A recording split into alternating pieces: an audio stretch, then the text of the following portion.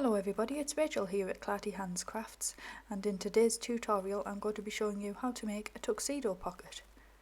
I got this idea from Rosalind Vintage Designs, and I'll leave a link to her channel and her tutorial down below. I'm using an A4 piece of paper for this, but you can use any size that you like. You just need to turn it on its side so that it's horizontal and fold the bottom edge upwards to make a pocket as deep as you would like. You then need to fold the paper into vertical thirds, and I just did this by eye, but you can always measure it if you would prefer to be a bit more accurate. You can use a scoring tool or just whatever you've got to hand to help you crease the page, and because this is quite thin paper I don't need to cut any notches out of those pocket pieces to make it lie flat. It lies flat all by itself. You then need to, now that I've remembered, I did this wrong. So you want to fold the thirds back over so that the pockets are on the outside. And that's easy enough to do if you've followed along so far. Sorry about that. So that's folded into thirds and the pockets are on the outside. So next we're going to create the lapels of the tuxedo just by folding the top corners down towards those pockets that you've made on both outer edges. So we've got one going that way and one going the opposite way. And this creates a flap that you can hide some journaling under, and it just adds a bit of extra detail and interest to the pocket. And I'm smoothing this out with a bone folder just to make sure that everything is creased securely into place. So open it out and then you can glue down the pocket into position, and I just do this at the outer edges, but if you wanted to add a small amount of glue to those creased areas then you can do, just to make sure that it stays in place. I'm using art glitter glue for this because it is very strong and also it's very accurate with the placement because of the tip that I've got on the bottle there. Next you're going to measure some panels which will be covering over the pockets. And this is just to add some decoration. You don't have to do this step if you don't want to. So I've made some panels and then stuck those down into position on top of that pocket.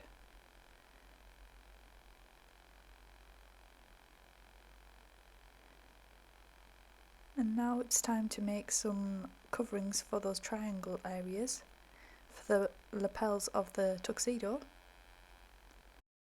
To do that I created some squares of card and then cut them diagonally down the centre. So you can measure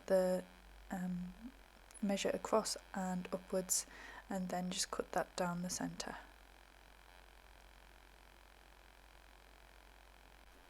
I added ink to all of the panels off camera just to save you from having to watch the boring bit, and you can do that if you want to make it look vintage. I would recommend inking all of the creases of your piece as well, and then they can all be stuck down. And I would recommend, instead of doing what I did here, which was working on it while it was folded up, it's probably better to open it all out, turn it around and then glue everything down when you've got a flatter surface. But I did muddle through it and managed to do it while it was folded up. The nice thing about the placement of the pockets on this is that you can add some small tags to those pockets at the front, and that will hold those flaps closed so that they don't open up without you wanting them to. You'll see what I mean when I get to the end and I add some tags to it.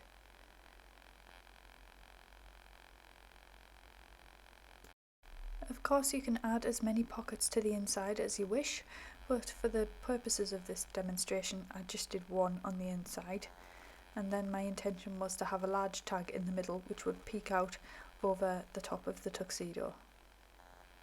So I'm just cutting that down to shape, and then I'll add some ink. These scraps of paper just came from the paper pad that I've been using to create the bulk of my journal. So it's a good way to use those small pieces up. and I liked that torn edge, so I just left it as it was. Just added a little bit of ink to the back side so that it didn't look so harsh with the white. I didn't want to make it completely brown though, so that's why I left it. And then that scrap can just be glued on 3 edges to make it into a flat pocket. If I remember rightly, then the pockets on Rose Lane Vintage Designs were diagonal on the outer pieces there. So she had the main pocket in the centre and then 2 sloping diagonals on the inside. So I've added a large tag to that back pocket, and then when the tuxedo is closed you should be able to see that poking out of the top. And then I'm adding some small tags, so this is what I mean by holding the flap down shut. As you can see there, then it can't easily be opened unless you take the tag out, and that just creates a little bit of privacy for the notes that are written behind the flap. So I did 2 matching tags, and I'm adding a little bit of glue to those bows to make sure that the bow doesn't spring open, just because that jute twine is quite bouncy. And that will hold the other flap closed as well. And then I've just decided to add a bit of decoration to the front with some coordinating pink trim. And although it doesn't particularly coordinate with this piece, you will see in the journal later on that I do have some pinks going throughout it, so this goes very well.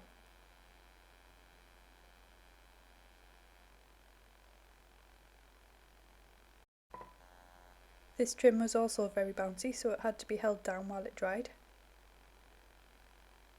And I've just added this to the top of the pocket, but being very careful not to stick the pocket closed. And then once it's dried, I can trim the edges off using my precision snips from Crafter's Companion. And then I did the same on the inside as well. It really doesn't matter which side you leave at the top and which side you fold down into the inside. I think I keep changing which way I do it throughout this video. So again, I am applying the glue to the pocket and then sticking the trim down over the top, and then I'll be weighing it down with some heavy objects.